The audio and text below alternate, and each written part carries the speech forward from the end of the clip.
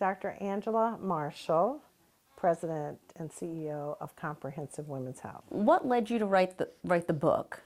Because I think you've seen these changes in the healthcare industry and felt like they needed to be addressed in a book called Dismissed. I thought it was important to write Dismissed because of all the patients who have felt voiceless in advocating for their own care. I've seen healthcare devolve over the past couple decades that I've practiced. And you've made this shift in your career because of the changing landscape of the healthcare industry. So help us to better understand what that means for you as a physician and what that means, what that translates into, care for the patient.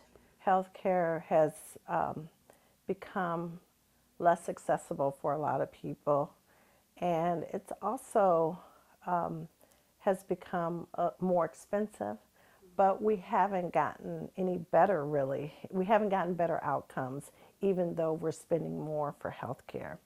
And part of it has to do with how healthcare is funded. A lot of the reimbursement models really reward more acute care. So when patients are sicker, we spend more money on the acute episodes of care as opposed to spending more on prevention. And so as a primary care physician, I really feel very strongly about the importance of prevention. When I started in medicine, we would schedule 20, 30-minute appointments. I still schedule 20-minute appointments. The problem is I often spend more than 20 minutes with patients, and so then, a couple hours into it, you're an hour behind. So I've seen healthcare change such that doctors have been pressured to see more patients in the same amount of time. And as those visit times shrink, so does the quality. It takes time to build relationships. It takes time to talk about some of the challenges and struggles that patients are having.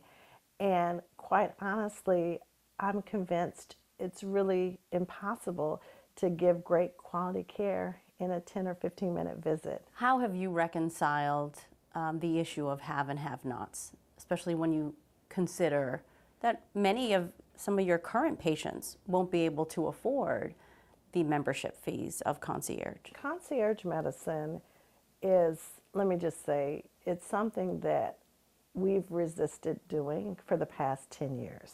And I felt that concierge care would be kind of like care for the haves without regard for the have-nots. And I'm a very big supporter of healthcare access.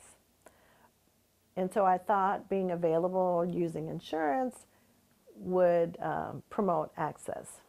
But the reality is that model, because there's such a shortage of primary care doctors and such a demand and need, that really didn't represent a scenario for good access, because patients couldn't get in to see me.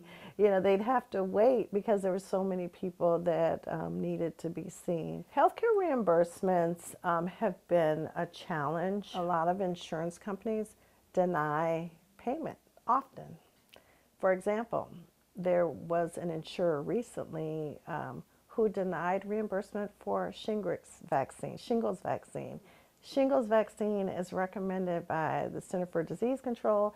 It's recommended by most medical organizations as an important preventive health strategy. We spend resources to buy the vaccines. And by the way, these vaccines are not cheap.